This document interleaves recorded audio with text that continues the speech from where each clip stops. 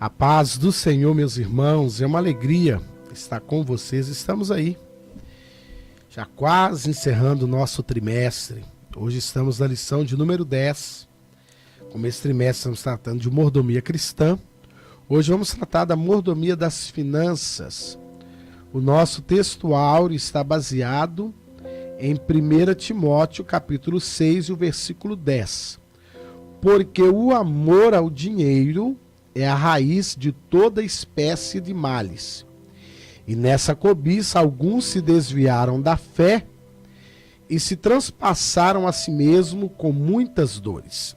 Verdade prática: o cristão deve ser grato a Deus por suas finanças e lidar com o dinheiro com sabedoria, prudência, comedimento e amor. A nossa leitura bíblica em classe vai estar baseada no livro de Eclesiastes, capítulo 5, o versículo 10 e o versículo 11, e também em 1 Timóteo, capítulo 6, do versículo 6 ao versículo de número 10. Um assunto, irmãos, muito interessante, né? Sobre a mordomia das finanças. Lembrando que o nosso texto áureo já começa desmistificando algo que é muito pregado, que o dinheiro é a raiz de todos os males. Na verdade, não é isso que o apóstolo Paulo está ensinando à igreja. O apóstolo Paulo está ensinando à igreja que é o amor ao dinheiro, né? Mas o dinheiro não é a raiz de todos os males. O dinheiro é uma bênção, né? Tem pessoas que vê como maldição, mas o dinheiro é uma bênção. O dinheiro não traz a verdadeira felicidade, mas ele acalma os nervos. E a gente, com os nervos calmos, a gente toca a vida bem melhor. E Paulo vai ensinar que o pecado não está em ter dinheiro, o pecado não está em lutar para se ter dinheiro, o pecado vai estar em amar o dinheiro. E nesse contraponto vai estar também Salomão falando, né? Que aquele que ama o dinheiro, aí você consegue entender o porquê que muitos têm uma luta desmedida e não chega a lugar nenhum. Não é porque não trabalham, não é porque não lutam, mas é porque amam o dinheiro, né? Aí o sábio Salomão nos ensina que aquele que ama o dinheiro nunca se fartará dele. A questão que o sábio Salomão vai nos ensinar é que de tanto amor que a pessoa tem, por mais que ele tenha, não lhe é suficiente. Se ele conseguiu a primeira casa própria, ele fica feliz, agora ele luta para ter o aluguel. Depois, não, mas eu já tenho um aluguel, agora eu vou lutar pelo segundo. Não, mas agora eu tenho o terceiro, eu tenho o quarto, eu tenho o quinto, eu tenho o sexto. E se eu puder ter 30 aluguéis é bom, porque me ajuda. E aí essa é a questão que nós precisamos ter um bom senso, né? Porque para entrar aqui no primeiro tópico da lição, nós vamos entender que tudo que temos vem de Deus, né?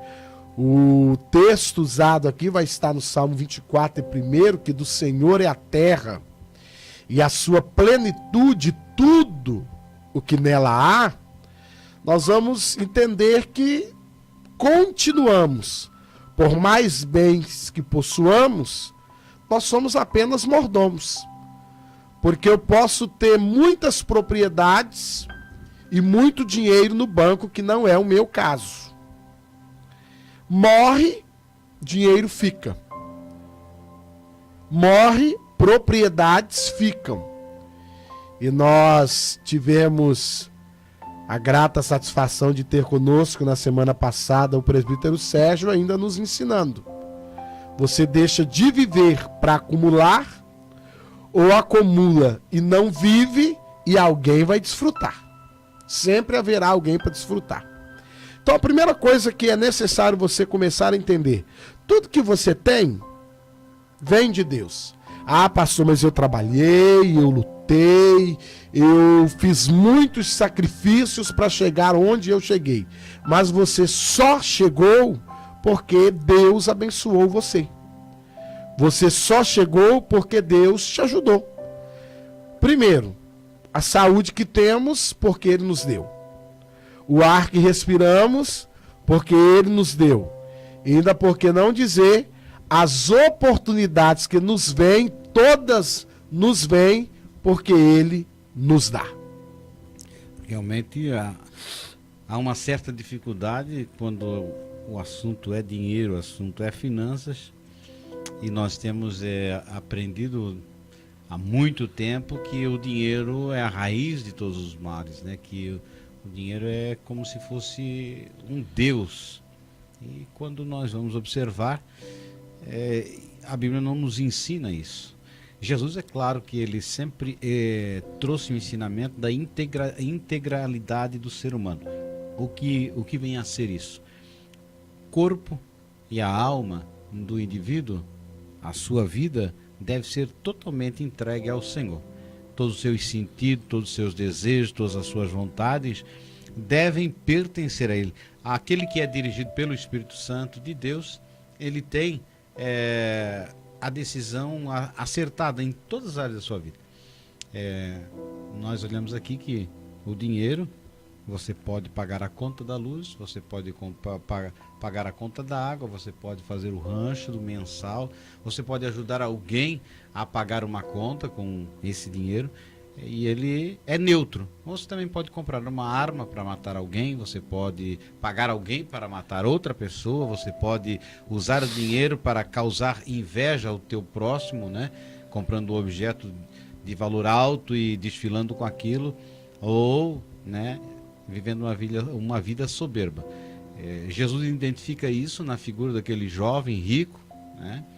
Quando vê que o jovem confessa servir a Deus, e Jesus, dando prova contrária, diz: olha, há reservas em ti, você até é bom, você até ajuda, no entanto, você ainda tem uma parte que precisa ser desprendida, precisa ser tratada. Então aí vem essa grande questão, né? Vende tudo que tu tens, dá aos pobres, depois me segue. Isso nós poderíamos dizer para todos nós que talvez, em maior ou menor proporção, nenhum de nós hoje teríamos a coragem de fazer isso, vender tudo que tem e dar ao próximo. Se você olhar a sua vida, né, você professor, você aluno, pode até condenar a atitude do moço, mas se hoje chegasse um anjo ou o próprio Cristo dissesse: olha, vende tudo que tu tens, vem e segue-me, vai haver uma grande resistência, né? Nem todo mundo vai dizer assim, pensa bem, mas será que não é coisa da tua cabeça? Será que não, né? E o teu futuro? Agora, se for o contrário, dizer assim, ó, pode sair daqui que você vai ter uma porta aberta para você, aí já muda de figura, a revelação, né? até passa a ser mais santa. Aí a mensagem já fica agradável. E é interessante, presbítero Monseste, que o que Jesus queria, quando ele conversa com esse jovem, porque na verdade esse jovem vai ter com Jesus. E Jesus disse que o amou, né? A Bíblia diz que Jesus amou ele, né? Jesus, de maneira nenhuma, até para você, professor, quando falar sobre esse assunto, explicar bem que Jesus jamais queria que ele vendesse tudo. Não era esse o interesse de Jesus. Era demonstrar que a amor fala dele não condizia com o que estava no coração, porque quando Jesus entra na casa de Zaqueu, rico por rico, Zaqueu era rico igual, ou talvez mais. E Jesus não faz a mesma cobrança para Zaqueu, porque Jesus vê a intenção. Jesus percebe que você obedece mandamentos, mas você não tem o que nós vamos usar uma palavra hoje aqui, liberalidade a ponto de abençoar alguém. Você não tem liberalidade ao ponto de se despreender. Essa liberalidade ele não tinha. Ele estava dizendo que amava a Deus, mas ele não tinha liberalidade de amar alguém que estava do seu lado precisando dele. Porque lembrando bem que naqueles dias Jerusalém vivia um período de grande miséria, de grande necessidade, porque estavam sob servidão de Roma. Haviam muitos necessitados, muitos pedintes, as necessidades eram inúmeras. E ele nem precisava chegar até Jesus, era simplesmente ele chegar até aos necessitados e simplesmente ajudá-los. E Jesus percebe que ele era bom para obedecer mandamentos, porque era só na horizontal, né? Na vertical. Era algo que era do invisível, era tudo invisível. Era dele para com Deus, de Deus para com ele, ele não via Deus e estava tudo resolvido. Agora, quando esse amor precisava ser horizontal, que era o que Jesus fala, vende. Ele poderia falar, Senhor, tudo eu não vou vender, mas eu vou ajudar. Mas nem essa proposta ele faz. Ele podia falar, Jesus, tudo não tem como, porque eu tenho uma família. Ele ficou sem chão, né? Quando ele olha essa fala de Cristo, surpreende ele, porque é uma proposta ousada, alguma coisa radical, que nenhum mestre talvez faria. Mas é porque a onisciência de Deus, né, a revelação do Senhor, vai confrontar entre o que se fala e o que se realmente crê. Então, isso é um grande problema entre nós. Todos nós temos essas fraquezas, porque nós somos seres preocupados com aquilo que não existe, que é justamente o futuro. Se hoje um nosso filho desejar estudar para uma profissão que talvez não seja tão rentável, nós mesmos vamos orientar, querido, mas isso não dá dinheiro. Vai estudar uma coisa que dá dinheiro. Eu quero estudar desenho, pai, eu quero estudar música. Aí você vai dizer assim, mas você vai ganhar dinheiro com isso? Então nós somos muito vinculados, porque a nossa nação é uma nação que é sofrida, ela sempre vem de melhoras e pioras, inflação e desinflação, e nós não somos acostumados a ganhar bem. Então o dinheiro é sofrido, né? É sofrido. Então quando nós olhamos aqui, o que Deus nos ensina é uma dependência na pessoa do próprio Cristo, que é a grande dificuldade. Jesus vai dizer que nós não devemos estar ansiosos pelo dia do amanhã.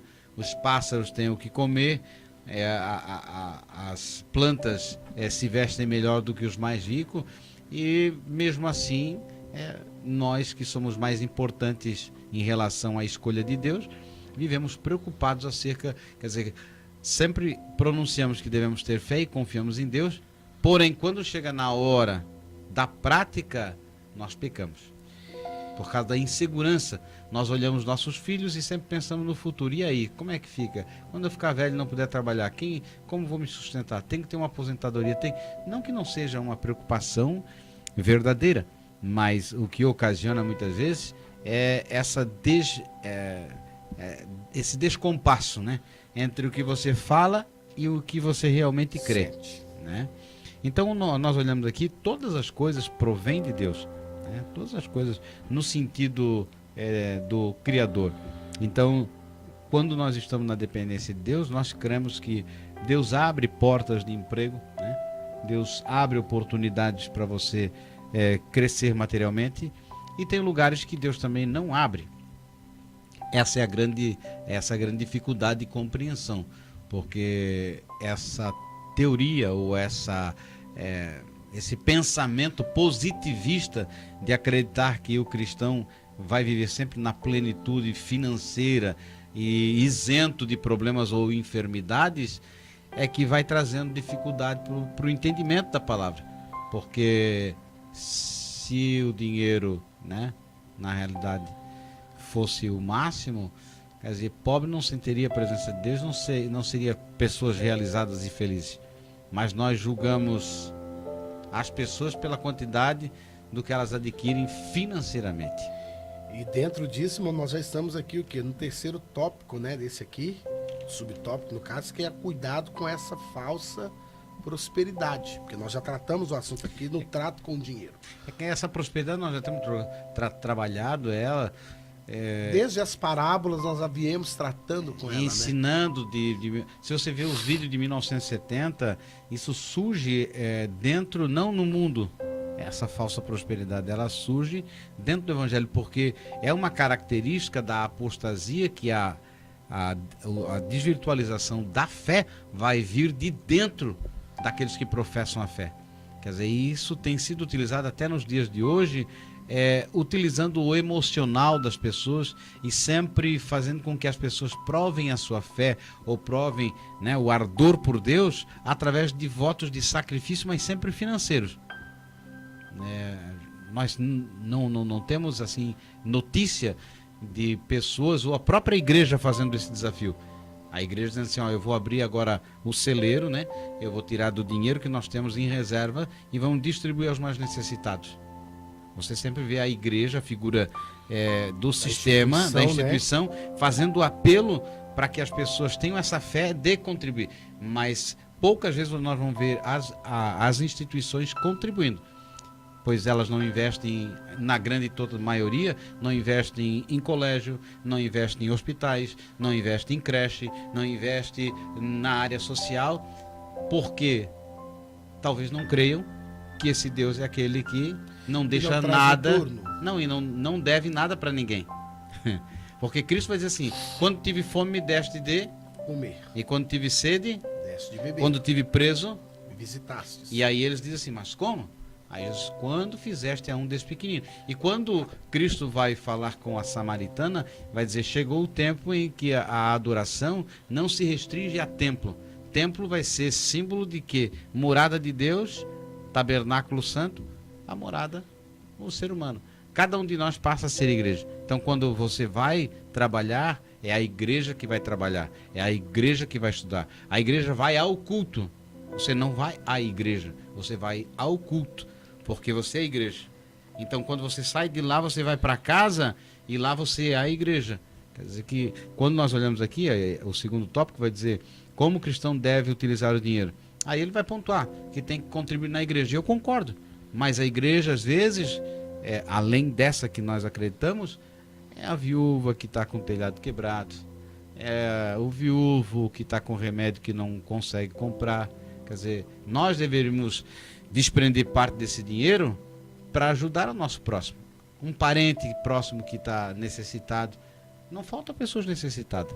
E Deus quer um coração liberal para que possa contribuir, não com o propósito também de receber do Senhor 3 vezes mais, 5 vezes mais, ou esperar que as janelas do céu sejam abertas, né? Porque Deus nos ensina em Efésios dizendo que Deus já nos tem abençoado com todas as sortes de bênçãos nas regiões celestiais. E ainda ele vai dizer assim, olha, vocês têm muito mais do que isso, porque vocês já são, como vamos dizer, predestinados à salvação. Já de há muito tempo revela-se em vocês. Então, ele disse, vocês não precisam de mais nada na terra. Quer dizer, o que precisa saber é viver a plenitude de Deus. E isso que nós alcançamos é quando nós conhecemos a Cristo a ponto de ter coragem de fazer como os irmãos fizeram, de abrir mão da sua propriedade e entregar para que seja distribuído. Que é a questão, que essa é uma questão, irmãos, com o cuidado com a falsa prosperidade, vamos chegar aí, o que acontece? Os irmãos vendiam o que tinham e eles levavam e depositavam aos pés dos apóstolos, mas vamos lembrar bem, que essa fazenda, esse dinheiro adquirido com a venda, era distribuído para toda a comunidade. Pedro e João, vamos dizer, os líderes da igreja local onde aconteceu esse mover, não vamos ver nem o patrimônio de Pedro. E não é doutrina, porque isso foi para uma necessidade que surgiu. Naquele momento. E tanto é que depois esse modelo cai por terra, porque vem a perseguição e há uma dispersão.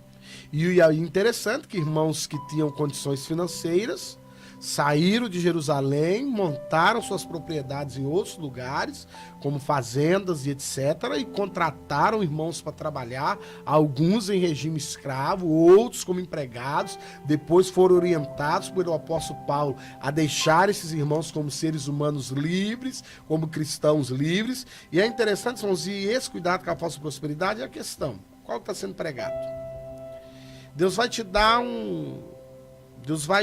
um Camaro. Amém?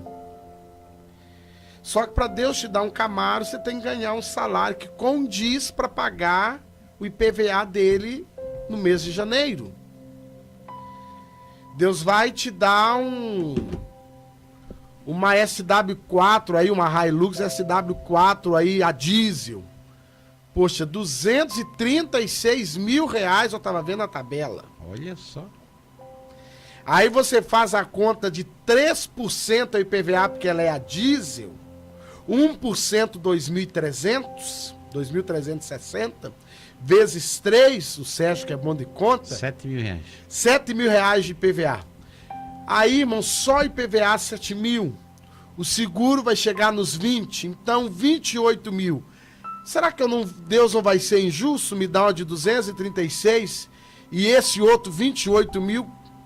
Quantos irmãos poderiam ser abençoados se Deus dividir esse carro só em 10 vezes? 10 carrinhos de 26 mil.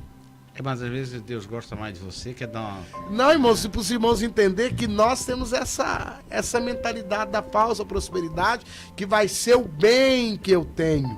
E é interessante que prosperidade à luz da palavra, Paulo vai focar dizendo o seguinte: tendo vós o que comer, o que vestir, estejais com isso contentes. Irmão, você pagou as contas? Eu sei que a quem me ouve, para alguns professores, para alguns alunos que vão assistir a aula, vai ficar meio arrepiado, mas vamos para a Bíblia, não discute comigo, discute com a Bíblia. Só com ela, comigo não. Que nós podemos discutir no campo das ideias. É o seguinte: pagou as contas, passou o mês, glorifique ao Senhor. Ah, pastor, mas eu paguei o aluguel esse mês, glória a Deus, irmãos. Alguém está indo para debaixo da ponte agora porque não pagou o aluguel. Ah, pastor, mas minha casa está caindo. Pois é, irmão, alguém chorou hoje que teve que tirar lá R$1.000 com maior sacrifício e pagar o aluguel e daria tudo para ter essa casa velha que você tem. E nós às vezes não conseguimos, nós só mencionamos a nossa necessidade, nunca olhamos para o outro. O apóstolo Paulo, ele, quando está em prisão, ele ora não para sua libertação ou para aliviar a sua carga, ele sempre está orando em prol daquelas igrejas que ele havia passado. Ele disse: olha, Deus abençoe, desejo que Deus abra o entendimento de vocês, eu desejo que vocês andem no caminho da verdade. E ele sempre educando o ser humano, quer dizer, a preocupação dele sempre foi o próximo. Então, quando nós olhamos aqui, o autor vai falar que nós devemos nos preocupar também na forma como nós adquirimos o dinheiro, né? De forma honesta. É óbvio que isso, tanto para cristão quanto não cristão, as práticas ilícitas, elas dão direito a penalidades como cadeia. Então, vender droga, sei lá, montar caça-níquel e tudo aquilo que é contravenção, isso, irmão, já pela própria legislação já é. Agora, a dificuldade maior é quando você encontra pessoas que, né, se intitulam cristãos, vão vender um veículo, né? E aí tem um reloginho que se chama odômetro, né? Que marca a quilometragem. Aí o indivíduo vai lá e altera. Tinha 100 mil quilômetros, ele passa para 20 mil quilômetros. E aí a pessoa compra iludida pensando que aquele motor ainda tem uma vida útil longa, enquanto que, quer dizer, aparentemente está tudo normal. Isso daí, para ganhar o quê? Um dinheiro ilícito. Quer dizer, ou a pessoa vende, né, um animal cego e diz que o defeito está na vista, mas não diz que é porque o animal está cego. E o camarada, depois que vai sair de lá, ele diz: mas eu falei, estava na vista. E a pessoa só vai descobrir quando vê que o animal não tem orientação. Quer dizer, oculta aquilo que é verdade para se beneficiar. Quer dizer, recebe um troco a mais e não devolve. Quer dizer... Ainda usa o termo, né, presidente irmão Sérgio? Foi Deus que proveu. Não, irmãos, Deus não proveu, porque a minha esposa já trabalhou em caixa de supermercado. Então tem uma margem que você pode até faltar, mas passou daquela margem, você vai ter que cobrir com o seu salário. É a quebra de caixa. Então o que ocorre? Deus vai prover para você, para prejudicar outro pai ou outra mãe de família em detrimento de outra pessoa? Que Deus injusto é esse? É igual alguém fala: não, Deus vai prover o meio que eu vou achar uma bolsa de... Ah, irmãos, eu não quero achar. Eu sempre penso que eu não quero. Porque se eu desejar muito, uma dessa tem um outro desejando também, eu posso perder.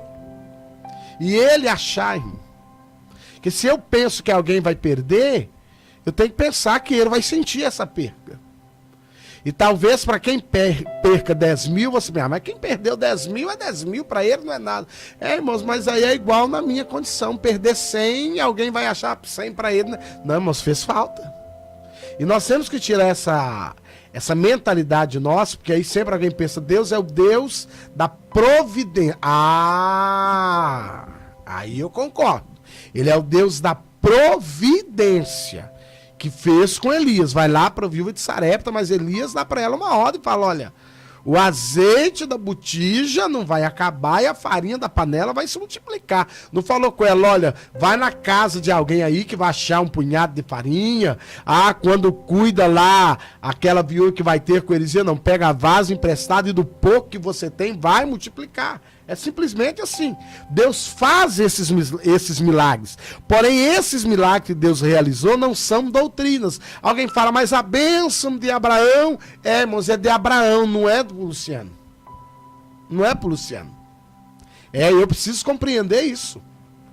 Porque às vezes alguém fala, não, mas a bênção, Deuteronômio 28, não, irmãos, a hora que Deuteronômio 28 é para um povo que estava deixando de ser nômade, começando a possuir uma terra, mas eu leio os 13 primeiros versículos que falam de bênção, e eu não leio o resto do capítulo.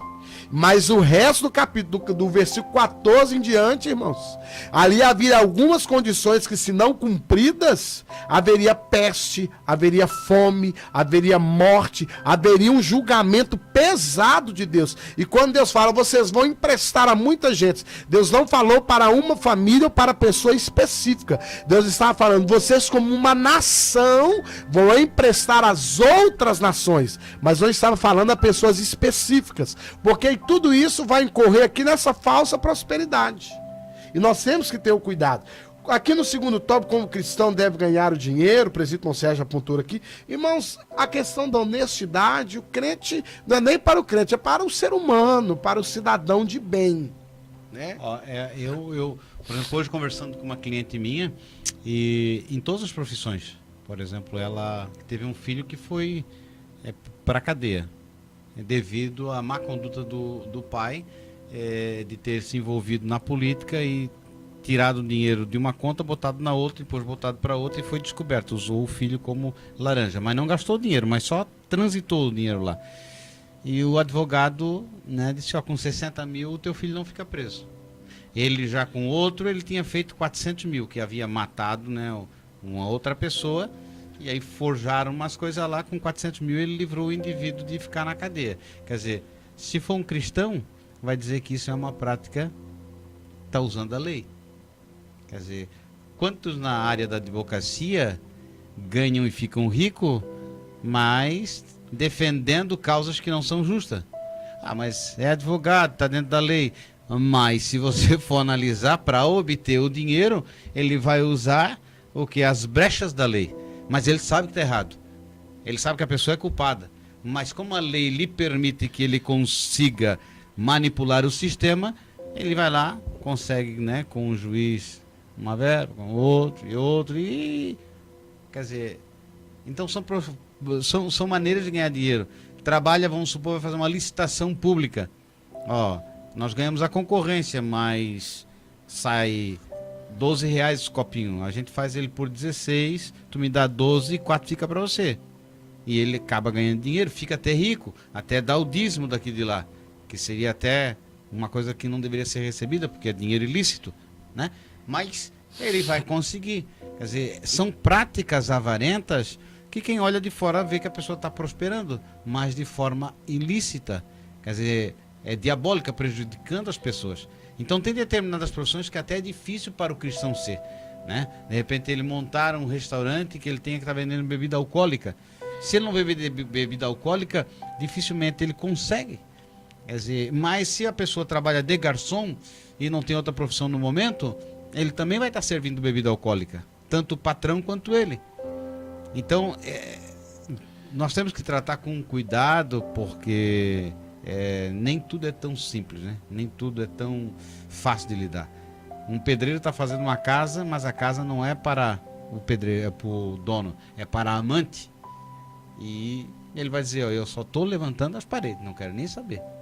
Ele está me pagando para levantar. Se vai ser um prostíbulo, eu também não quero nem saber. Então envolve todas as áreas da sociedade, não é uma coisa difícil de nós lidarmos, né? Porque nós vivemos numa sociedade corrupta. Nem sempre dá para você fazer o que você quer. Então nós temos que pedir a Deus a graça, a misericórdia, para que nós não venhamos a criar problemas. E uma das grandes dificuldades que o brasileiro tem hoje é o endividamento. É o gasto exagerado daquilo que não existe. E isso para nós tem sido uma dificuldade, porque todos nós somos assalariados e vendemos parte da nossa vida para os nossos patrões. Então, se eu receber 5 salários mínimos, é só dividir 5 salários mínimos pela quantidade de hora que eu trabalho e terei o valor da minha vida por hora. Agora, se eu preciso comprar um objeto que eu não tenho dinheiro, aí o que eu faço? Eu faço em prestações. Eu já estou antecipando parte da minha vida lá para frente, porque eu não vou poder parar de trabalhar. Quem compra à vista não, né? Porque quem compra à vista compra com o que tem. Mas a grande maioria da população brasileira, inclusive Joe, acaba comprando sem dinheiro. Eu tenho um carro financiado, então falta mais 1 ano e meio. E provavelmente quando terminar de pagar esse abençoado, eu vou comprar outro para trabalhar mais. Eu já estou vendendo parte da minha vida. Então nós devemos tomar cuidado entre família. Eu trabalho na área de representação, mas eu sou administrador também, sou pós-graduado em administração também. E uma das grandes dificuldades das empresas é gerir dinheiro. E da família a mesma coisa. Saber quanto ganha por mês, o marido e a mulher, e saber quanto gasta por mês.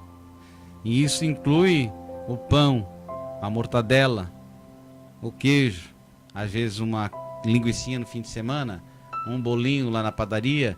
Se você põe tudo na ponta do lápis, você vai ver que às vezes você gasta muito com determinadas coisas. Na empolgação nós somos levados a comprar. E aí, mas é só em 10 vezes. Aí é 600 reais, é só 60 por mês. Aí beleza, daqui mais um pouco aparece outra promoção. Aí você está na terceira ainda daquelas de 10. Alguém está sendo abençoado aí? Aí você acaba comprando mais em 10 vezes.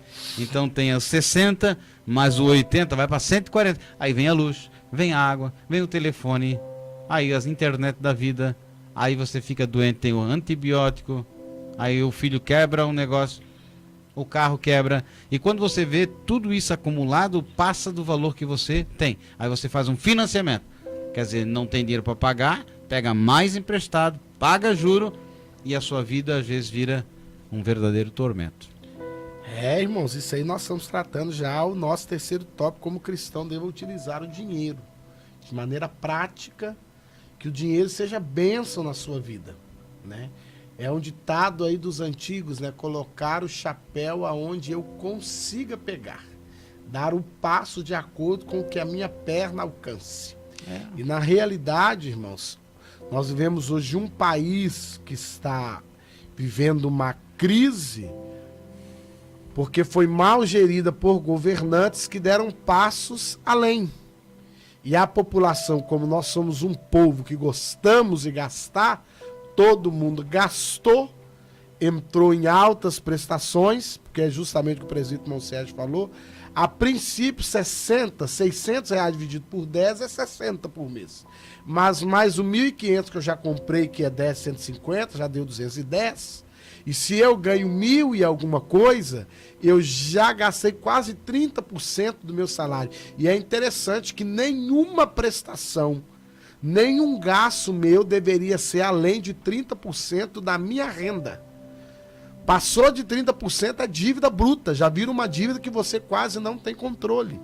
E lembrando que essa não é a vontade de Deus para nós. A vontade de Deus é que você viva uma vida quieta e sossegada. E é interessante que eu vou falar, mas para eu viver essa vida quieta e sossegada que Deus quer, Deus precisaria me abençoar. Não, Ele já te abençoa. E a expectativa de Deus é que você administre o que você ganhe e viva de acordo com as suas possibilidades. O problema maior nosso é que eu sempre quero mostrar para os outros que eu estou bem. Compra com que não tem para mostrar para quem não interessa, né? Aquilo que... E é interessante que ocorre. A gente é muito convidado para ser testemunha, né, de casamento. Então eu acho a coisa mais chique que em todas elas eu estou com o mesmo terno. Já está uns 10 anos que eu sou testemunha com o mesmo terno. E o terno é bonito. Passadinho, quinadinho, sempre tá novo. Troco só a gravata. Só não pode engordar. Troco, mas aí quando eu engordo eu entro com ele aberto, fica chique do mesmo jeito. Quando eu emagreço eu fecho e quando eu engordo eu abro. Mas o que ocorre, irmãos? É interessante que não estou dizendo para os irmãos que é algo fácil. É algo dificílimo e que a gente aprende com o tempo.